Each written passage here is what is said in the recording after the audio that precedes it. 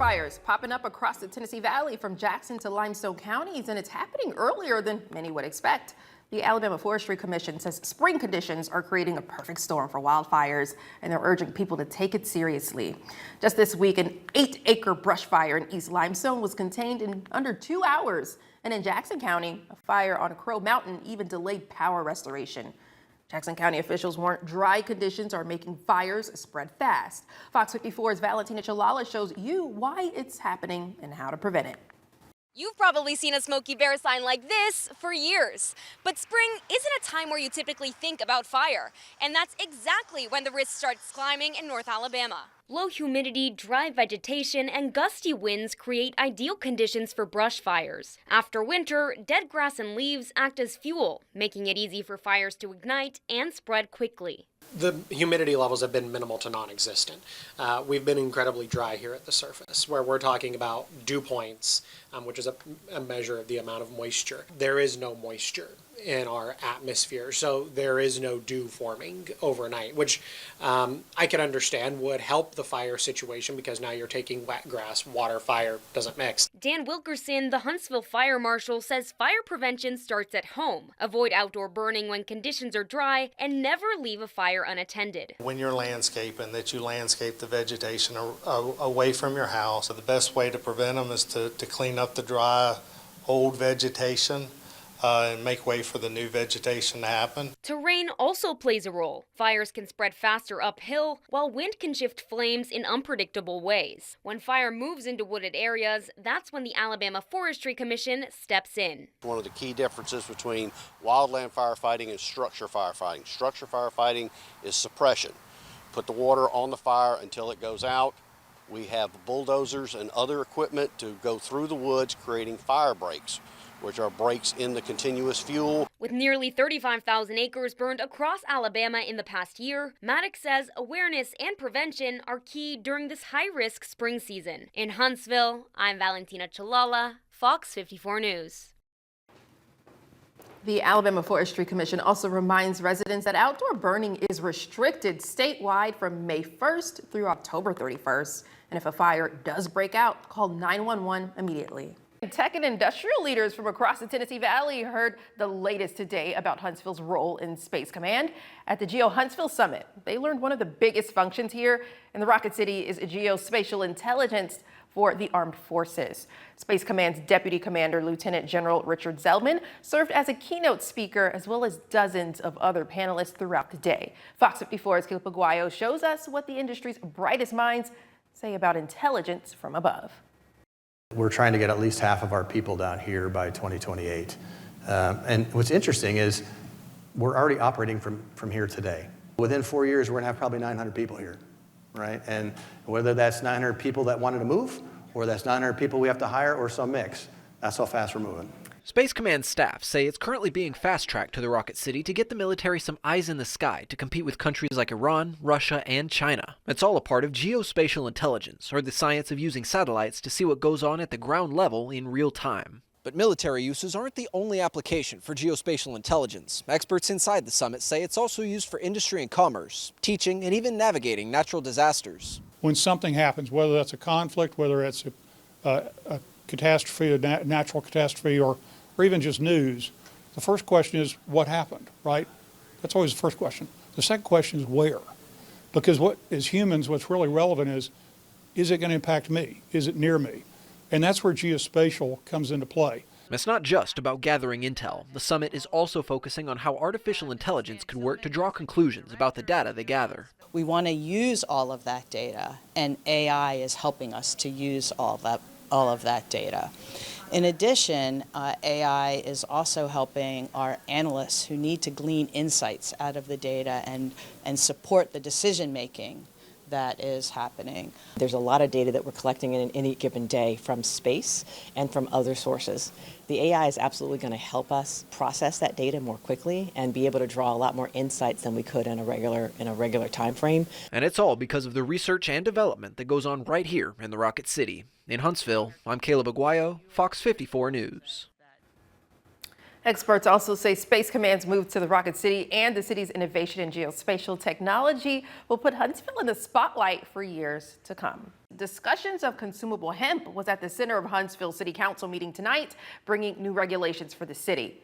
A month ago, the Huntsville Planning Commission approved a proposed zoning update allowing the sale of consumable hemp products following new state laws. Fox 54's Gabe Glassman spoke with city leaders on the new ordinance, who say the reasoning behind the change spans further than city limits. Huntsville city leaders discussing new zoning regulations for consumable hemp. It's to better align the city with state law, which was enacted at the start of the year. House Bill 445 went into full effect on January 1st. It permits products to only be sold in grocery stores over 14,000 square feet, pharmacies, businesses licensed to sell liquor, and specialty hemp stores. What it is all about is just making sure that we have all the regulations in our books, both in our code of ordinances, in our zoning ordinance. Basically for our zoning ordinance, just making sure that we are appropriately locating those allowed businesses by the state. Basically, it was a very simple way to address consumable hemp products by simply treating them as alcoholic beverages. And so anyone who sells alcoholic beverages and sells hemp products is going to be have the same requirements that they've had before. Councilmember Jenny Robinson says Huntsville did not have any zoning ordinances or regulations prior to HB 445 going into effect. We now have a new category, standalone consumable hemp retailers. Our business license didn't reflect that. Our zoning regulations didn't reflect that. And so we have two items today that will let us correct that. The city says these new regulations would have specialty hemp stores follow the same rules as liquor stores. Documents say this includes being a certain distance from churches, child care centers, and residential districts. Lady Kasama, a planner for the city, adds any hemp stores already operating before these regulations are in effect should not be impacted by new location rules. In Huntsville, Gabe Glassman, Fox 54 News. Also at tonight's City Council meeting, Huntsville Utility CEO Wes Kelly was invited to speak more on why you may be receiving a higher utility bill. Kelly went into detail during his presentation about what impacts contributed to higher costs. He says the cooler winter weather had its impact, with units using more heat. He also says more than 10% of customers had past due balances following a 6-month suspension of penalties, and some homes had water leak and pipe issues. It is true that utilities, like everything else, are just continuing to impact everyday customers and putting more and more pressure on everybody's wallets. It is common during the winter to experience high bills when we've seen below freezing temperatures on a sustained basis. And that's what we had in 2026. We had more than 30 days below freezing, and that's unusual to have a sustained period of cold like that. When it comes to heating, Kelly says auxiliary heat uses double or triple the amount of energy than a standard heating pump.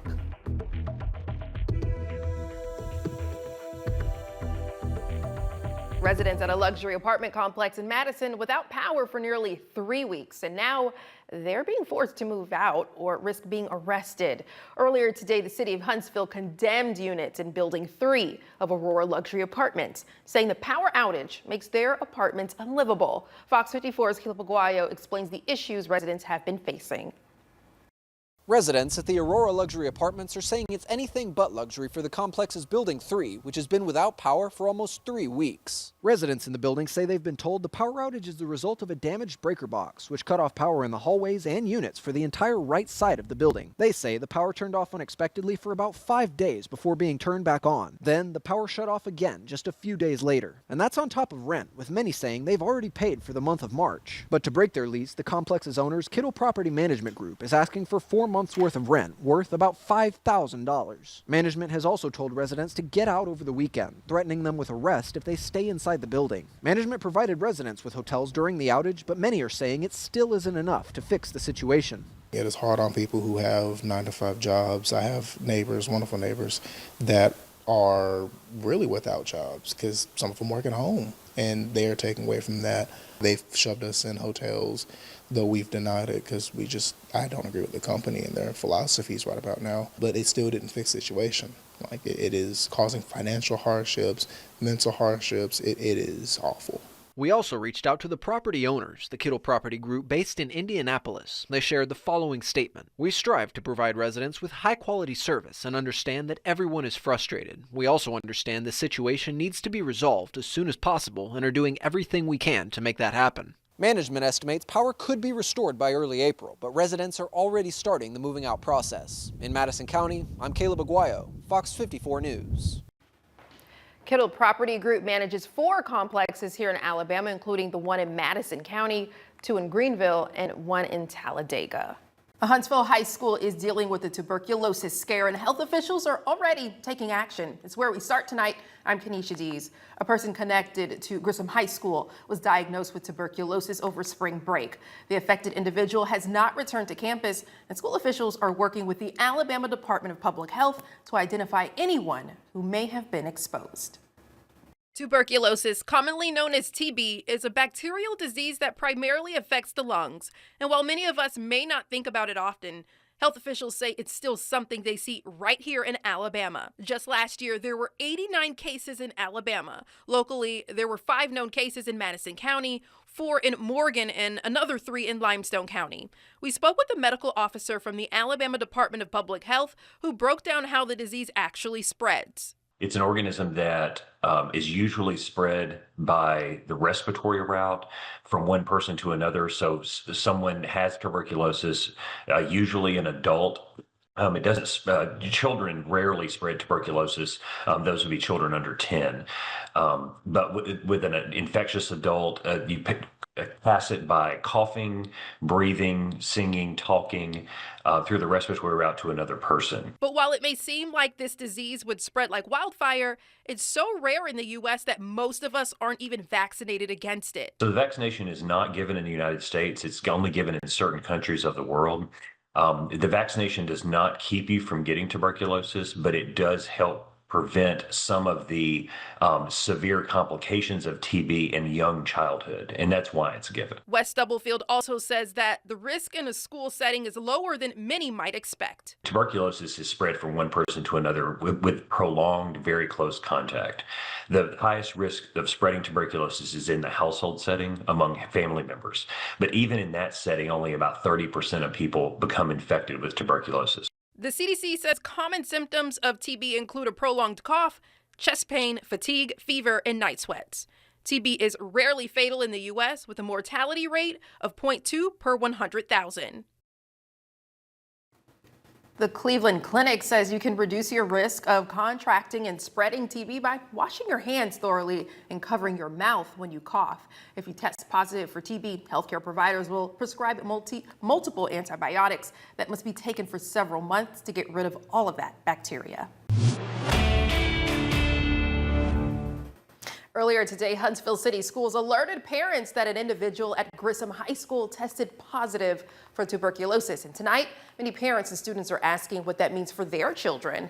But what exactly is tuberculosis? How does it spread? And is there a vaccine to protect you? We verify.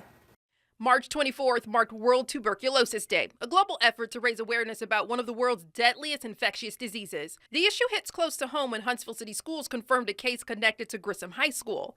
With millions of cases still reported every year around the world, you might be asking, how does tuberculosis spread and is there a vaccine? Let's verify. Our sources are Dr. Ali Hassoun from the Alabama Infectious Disease Center, the Cleveland Clinic, and the CDC. Here's what we found. Tuberculosis is a bacterial infection caused by Mycobacterium tuberculosis. It most commonly attacks the lungs, but it can also spread to the spine, brain, and kidneys. So how does it spread? Somebody who's infected with tuberculosis, if they're coughing, it can transmit that in the air, and whoever in a close contact possibly can get infected with it. And that airborne transmission is what makes TB so scary. In crowded or poorly ventilated spaces like classrooms, shelters, and healthcare facilities, the bacteria thrives. So is there a vaccine? Dr. Hassoun says a vaccine does exist, but its track record is complicated. In the old days, people have used what we call BCG, and it's been used worldwide, not in the United States. But the benefit of it and the efficacy is very variable, they found out. But here's something important to know. Not everyone who is exposed will get sick right away. According to the Cleveland Clinic, up to 13 million people in the U.S. have latent TB, meaning the bacteria are dormant. They show no symptoms and are not contagious. But if you do come in contact with someone with active TB, it could be a while before you learn whether you're sick. Experts say it can take 4 to 6 weeks for it to appear on a test. Researchers are actively working on next-generation TB vaccines, but for now, awareness and early detection remain your best defense. To reduce your risk, wash your hands frequently, cover your mouth when you cough, and avoid prolonged close contact with anyone known to have active TB. If you think you've been exposed, you're recommended to see your doctor right away. And if you have something you want us to verify, text us at 256-382-2692. The Association of the U.S. Army, a nonprofit organization directly affiliated with the military, is drawing thousands to Huntsville this week to view some of the latest tech in the domestic market. And the Rocket City, among those producing some of the products they want the most. It's all to help the U.S. military in conflicts across the globe, including Iran. Fox 54's Caleb Aguayo shows us what the national defense industry is saying about Huntsville. The U.S. Army is looking to reform its acquisition of tools and resources using domestic companies, and hundreds of those companies are here in the Rocket City this week to show off the best they have to offer. In fact, more than 7,000 people from over 200 companies are moving through the Von Braun Center today to offer the latest and greatest in military tech. That includes vehicles, connections, and computer programs for ground, air, space, and cyber uses. The Army's goal this week is to help boost its supply chain for modern conflicts like the one in Iran. A big focus right now is for unmanned tech like drones and missiles, both of which are huge industries right here in Huntsville. Now, the fact that we need to move faster, build smaller, cheaper defense products, that's kind of expanding into areas where, unfortunately, before we had to buy all that stuff from China, right? Like small drones, things like that, they were the hub for that. Now we need to make that an American-made system, but also make it affordable and rapidly develop it. And industry leaders say they're in Huntsville because it's a key city for defense companies on and off of Redstone Arsenal. Companies at the symposium tell me how Huntsville is ahead of the curve when it comes to industry and technology. I view Huntsville as a critical place that we want to be good partners and team with. Huntsville is the epicenter of where kind of the future is going within the core competencies that reside here. So you have Army Materiel Command when you look at the support and the sustainment of our assets. You have multiple portfolio acquisition executives here that are driving change into new technology improvements. Leaders in the defense industry also say the Global Force Symposium is one of the biggest expos in the country, which makes the Rocket City an even bigger site for national defense. In Huntsville, I'm Caleb Aguayo, Fox 54 News. This symposium runs through tomorrow in the VBC's South Hall and features speakers from the Army and exhibits from hundreds of domestic defense companies.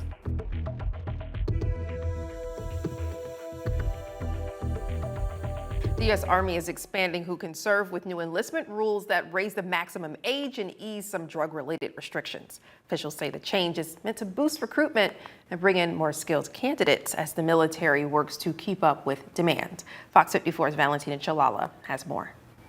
These new Army enlistment requirements could open the door for more people to serve, with a higher maximum enlistment age and relaxed marijuana rules making it easier for people to qualify. Under the old rules, the maximum age to enlist was 35, and any marijuana-related conviction required a waiver along with a wait period to apply. Now, the age limit is 42, and a single marijuana or drug paraphernalia conviction no longer requires a waiver, making the process faster and more accessible. There's a smaller number of young people interested in service.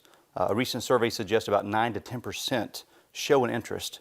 And again, with only 23% qualified and about 10% interested, when you put those together, we're talking 1 to 2% are both interested and qualified. This marks the first time since 2006, during the height of the wars in Iraq and Afghanistan, the Army has raised the age limit. Ashley Clark, an Army veteran who enlisted in 2006, says when she first joined, older recruits brought a level of maturity and life experience. I feel like that's going to give us a demographic of individuals that have more life experiences. They're going to have more developed emotional intelligence. They're going to have families and more resiliency. And I think that's something that younger recruits kind of struggle with. Welch says another challenge is that many in the younger generation have fewer direct connections to the military, which can impact interest in enlisting. Less than 1% of the population has served, and that gets lower each year. So now it's much more likely for young people not to have a parent or a close relative who has served. With everything going on in the world and a lot of people deciding not to go into the military. I think doing that and increasing the age requirements would be a great thing, allow more people the opportunity to get into it. With many states now allowing some form of marijuana use, Welch says the Army is adapting to the changing societal trends. He says all branches met their recruiting goals in fiscal year 2025, but with conflicts continuing and a small pool of eligible applicants, the military may need more changes to maintain its force. In Huntsville, I'm Valentina Chalala, Fox 54 News. These changes are part of a broader effort to expand the recruiting pool while still maintaining standards. The updated rules took effect April 20th. Seconds can be the difference between life and death in an emergency situation. Huntsville City Council recently approved new technology that's expected to help cut emergency response time, saving countless lives. Currently, it can take up to 2 minutes for a dispatcher to type out the details of a 911 call and broadcast them over the radio. But this new system is designed to reduce that time. Fox 54's Logan Alexandra Russell tells us how this will help HPD keep Huntsville safer. For first responders, a typical 911 call is a race against the clock. Call takers have to take down information from the caller, put it into a computer, give it to a radio operator, all before police are even alerted as to what is going on. That gap can take up to 2 minutes.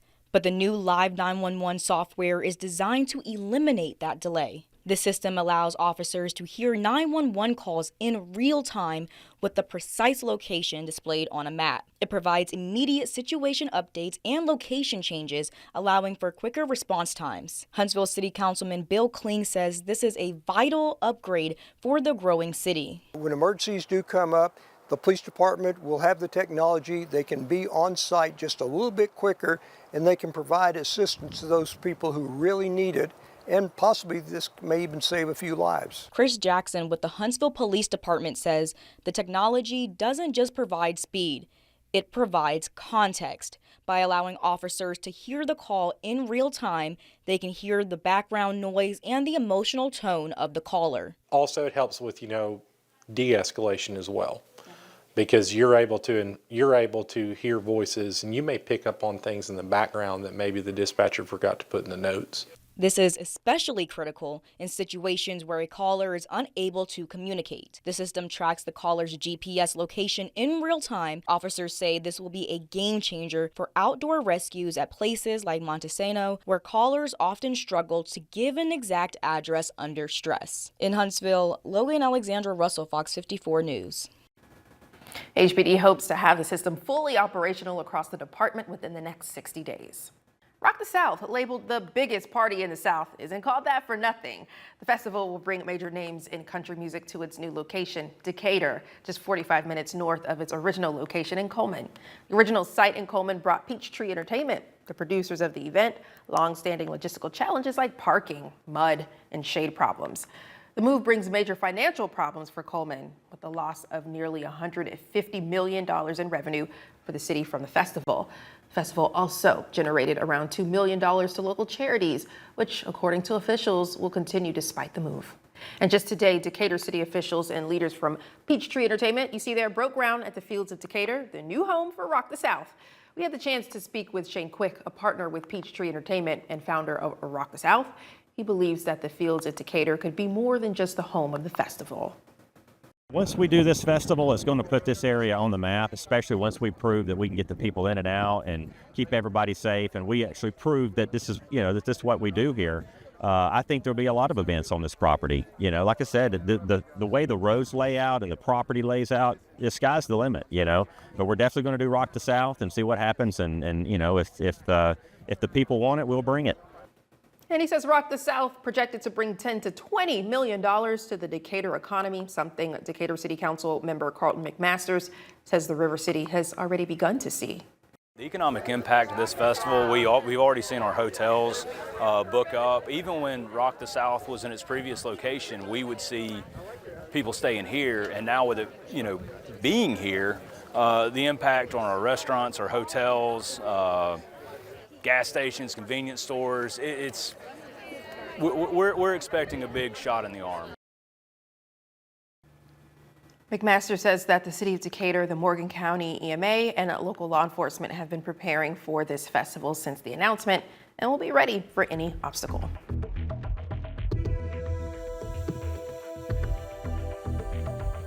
Big Rocket City, welcome to the astronauts of the SpaceX Crew 11. 3 of the 4 members made a stop at the Marshall Space Flight Center this morning as part of their post-mission tour of NASA's facilities. NASA astronaut Zena Cardman and Mike Fink, along with a Japanese Aerospace Exploration Agency astronaut Kimiya Yu, made the journey to the Rocket City today. Their mission ended early back in January after one of the astronauts had to be medically treated back here on Earth. FOX54 had the chance to speak with the 3 crew members about the important work done here in Huntsville and their perspective on NASA's recent announcement of plans to put man back on the moon and eventually Mars. We only had small pictures of people who we were talking to, like who our teams were. We would look it up every morning to see who we were going to be working with. And I'll just say they are just much more beautiful than they are in the pictures. Crew 11 members finally got the chance to meet the people they worked with while in space, and FOX54 spoke with them. The astronauts shared what it meant to reunite with the voices that keep the ISS running as ground members at NASA's ISS Payload Operations Integration Center took part. Getting to know these people as not only colleagues and the voice of the mission control team here in Huntsville at POIC, but also they feel like friends. It's a familiar voice in your ear when you're working on something every day. And so it feels like a great reunion to be here face to face with our friends and our colleagues. This visit comes after Tuesday's announcement about changes to the lunar program for which all 3 astronauts are anticipating. We all feel incredibly excited for what's to come at NASA and with our international collaboration. And this is what we've been working towards for 25 years with continued human presence on the International Space Station. From the international partner point of view, we really appreciate United States leadership. It is necessary to achieve a great result for the future. So we really appreciate that. We're going to need the help of our friends from Alabama to get this going. We went to the moon the first time with Alabama. We're going to have to go again. So it's going to take everybody working really hard together with a lot of people with science, technology, engineering, math, everybody bringing their skill set so we can all go on this adventure together. And as the Q&A was wrapping up, Yui answered the final question on a positive note, discussing some of the bad he could see from Earth, but also the good in space. On the other hand, in space station, a lot of countries, actually different cultures, language, histories, but working together, respect each other, not deciding like good or bad, but just accept the differences. So I guess it's a great example for the bright future. Oh yeah, what an honor to have them here in the Rocket City. Well, Fink also says that he believes the saying from Werner von Braun will always be true. The path to the moon leads through Huntsville, Alabama. A first-of-its-kind test happened today as a luxury car ran on fuel made from plastic waste. The experimental fuel called plastiline is now being put to the test in a Rolls-Royce, making a major step for the project. Plastiline is a 110-octane fuel alternative made from discarded plastics like bottles and containers. Using microwave pyrolysis, the material is heated in a sealed, oxygen-free environment, turned into crude oil, and refined into a clean-burning fuel. Plastic is not wasted, it's fuel! Yeah!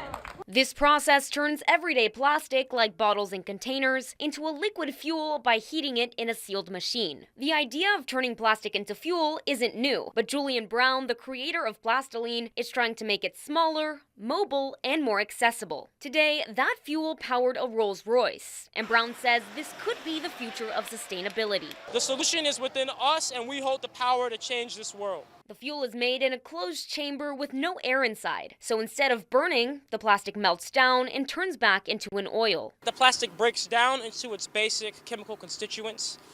So plastic is made of crude oil, and it gets returned into crude oil, and it turns into the crude oil vapor. And that vapor can then condense into crude oil again, and that crude oil can then be refined into gasoline, diesel, and jet fuel, just like we do in our current refiners we have now. Brown says about 10 pounds of plastic can make 1 gallon of fuel. And because there's no ethanol, it doesn't absorb water and can last longer than regular gas. Jabbar Westbrook, the owner of the Rolls-Royce used in the demonstration, says he never doubted the efficacy of the fuel. I believe in him. You know, I've seen what he's done. It just made sense what he was saying. And I wanted to be a part of history. I believe it's going to work. I ain't nervous at all. The next step is the Mark V, a mobile solar-powered machine that will use more than 20 solar panels to continuously turn plastic into fuel more efficiently. Whether it's in every house or not, it'll be in every city on Earth on some type of format, whether that's on a trailer, whether that's in the oceans, or whether that is stationary machines, small ones, portable ones that are just everywhere. But we need to handle plastic waste. The end goal is to give communities a way to turn their own plastic waste into fuel, cutting down on trash while creating energy. The project is still in development with a larger machine and official emissions testing expected later this year. Residents in Decatur had their last chance to speak this afternoon regarding a new development proposed by the Decatur Housing Authority, which will put up more Section 8 housing in District 1. But it didn't matter. After over 2 hours of debate, the Planning Commission approved the proposed development 5-2 after learning their hands were tied due to a city ordinance. FOX54's Caleb Aguayo brings us up to speed on what residents had to say in this afternoon's heated discussion. There's good visibility in both directions. Residents living next to the site nearly laughed the developers out of the room, but contractors had the last laugh after the Planning Commission approved the Section 8 housing complex. The site for the development is on 2nd Street, right next to the intersection at Old Moulton Road. The multifamily housing project will span almost 20 acres, providing high-density apartments for up to 48 low-income families. Currently, it's a heavily wooded, largely undeveloped area, but people are still saying it will negatively affect the surrounding neighborhoods. Many residents here are saying they don't want a repeat of the Stonegate Village apartments. They're afraid the development could create a community with high crime levels like the city saw in the 1970s. I don't want to have to go outside and shooting, because this is the stuff that happened at Stonegate. I live that. Ride out there and look at those homes and then ask yourself, would you want another Stonegate in your backyard? Sometimes you have to ask yourself that. I don't feel at ease at all. There's nothing about this that sounds good to me. Like I said, I know it's not something that's just going to pop up and it's going to be instantly bad. But if I'm a single lady by myself, up in years, I'm not going to stay there. I mean, I'll move. I'll buy another house. I mean, I'd hate to because I love my home, but I will leave. That's what up to 40 different residents had to say about the proposal today, adding that traffic concerns and nearby homes should halt the construction. And some members of the Planning Commission agreed. There's no excuse to have Section 8 apartments in our district, period. Residents did say, if anything, they'd want a compromise, like single-family homes in place of an apartment complex. But in the end, the commission only had two options: table the conversation or approve the development. And after more than 2 hours of debate, the commission had no choice but to give the go-ahead. In Decatur, I'm Caleb Aguayo, FOX54 News. With the Planning Commission's vote, it's over on the city of Decatur's side. For the developers, the next steps are to put up the apartment complex at its original location and scope.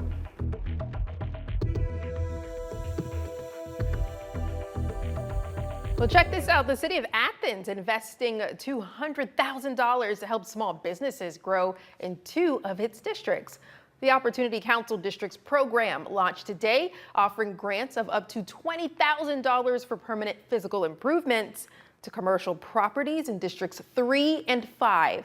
Eligible upgrades include building renovations, signage, parking, and ADA improvements. District 5 City Council member Amy Golden says the initiative is designed to help small businesses grow in parts of the city where retail has been slow to develop.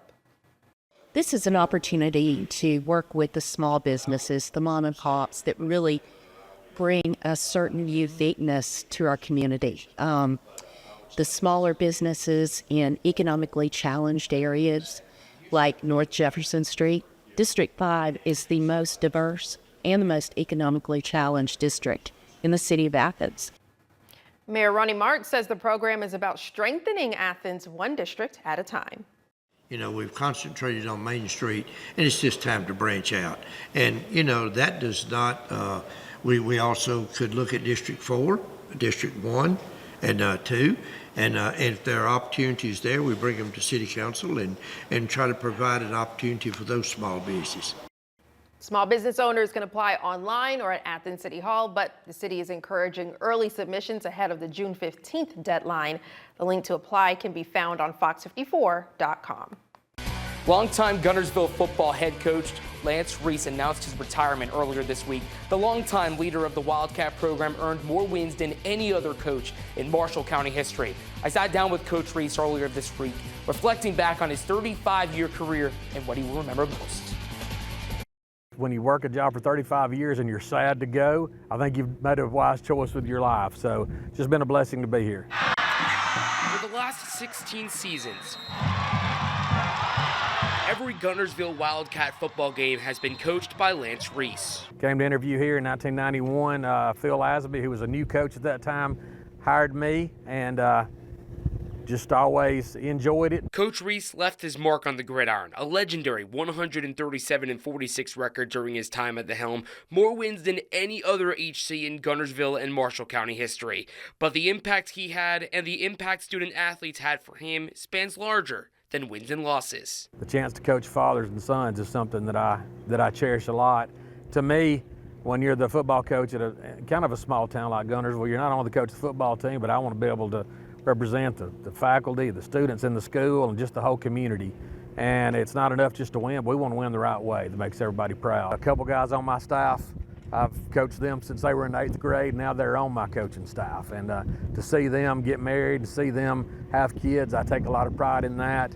And then to just see the former players go and have success brings me a lot of pride. If all they learned was football from me, then I failed them, and I hope they were able to take that and carry on and have a great life. And after 35 years, he'll always remember Guntersville as the place where he got his start and finished a remarkable career. Some people, when they have success, look at it and say, hey, can I go and get a better job in a bigger place and make more money? To me, it was never about that. It was about what can I do and how can I make this the best that it can be.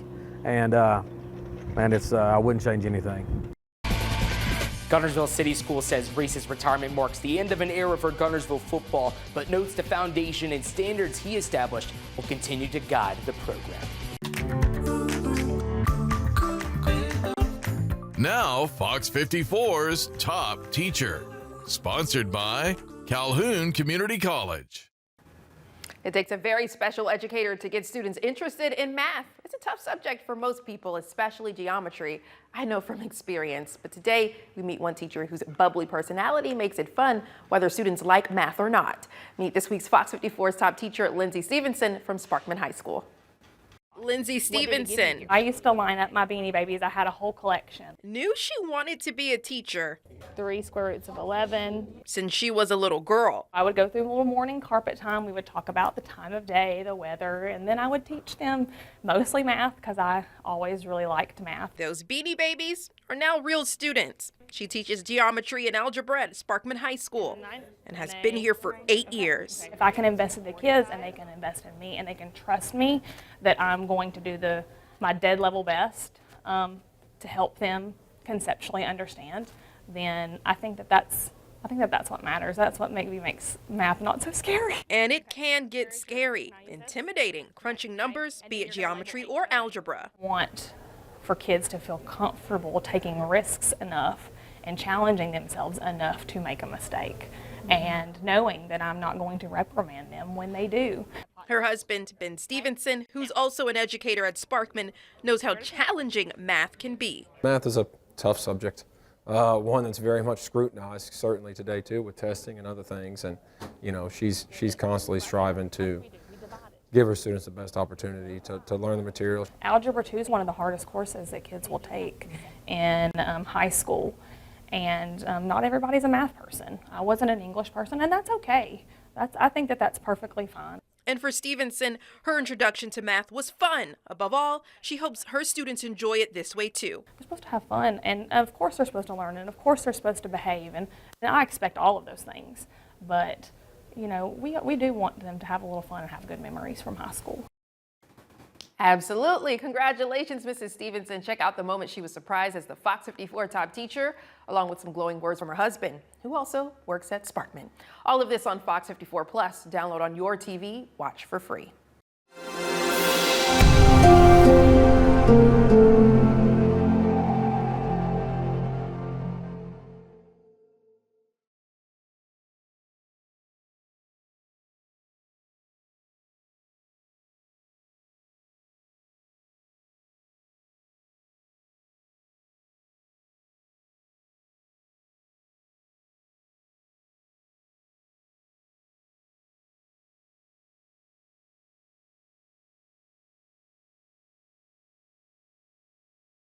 Fox 54 Plus has your news, sports, and weather. Start your evening with Fox 54 at 5:30, delivering the latest headlines and live reports straight from the scene. Then, stay informed with Fox 54 News at 9, featuring your Tennessee Valley certified most accurate weather impact team, tracking everything from tornado threats to traffic delays during severe weather. Fox 54 Sports Extra brings you more of what sports fans crave, with deeper insights, expert analysis, and all the action that matters most. On Fox 54 Plus, you'll also find Alabama politics, plus 24/7 weather radar and real-time forecasts to keep you ahead of the storm. Looking for a quick recap? Don't miss Fox 54 Week in Review, highlighting the biggest stories of the week. Jumpstart your morning with Morning Rush, fast-paced news updates featured with uplifting stories from across the globe. Get your entertainment fix with Getting Real, where we break down movie reviews, top 10 lists, and spotlight the newest film. Die Hard fan? Locked On Sports dives deep into the Crimson Tide, the Tigers, college rivalries, and pro action. True crime warrior style? Killer Cases brings you gripping real-life stories that stick with you. Hungry for more? Cooking with Style serves up mouth-watering recipes that are easy to make and impossible to resist. From movie previews before you head to the theater with Take a Look, to must-know headlines from across the region and around the world with In the News. Watch all of these shows on demand and also on the Fox 54 News app. Available on Android and iOS devices. Streaming 24/7.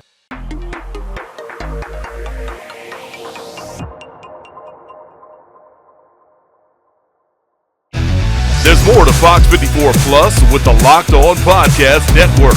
From the Tide to the Tigers, from college teams to pro, the Locked On Podcast Network gives you insights and analysis you just can't find anywhere else. These kids, they want to play. But I don't think so. I think it was Chad Baker Mazzara. Locked On Sports, streaming every day of the week and right here on Fox 54 Plus.